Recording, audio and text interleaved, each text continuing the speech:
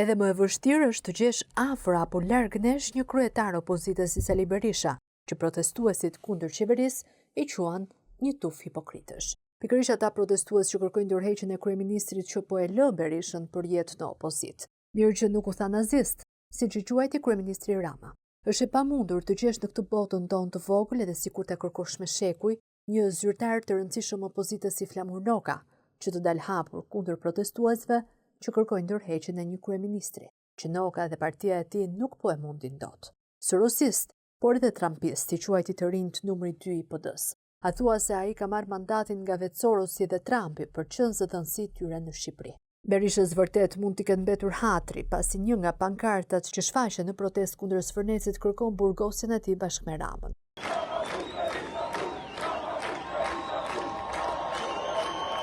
Por doktori, si politikan i vjetër dhe i rregjur, e di fort mirë se partia është tjetër gjë, dhe ambicia apo inatet personale janë krejt tjetër. Rama në burg, Berisha në burg, është slogani me rëndësi për përmbajtjen e tij dhe mesazhin politik që përcjell protesta.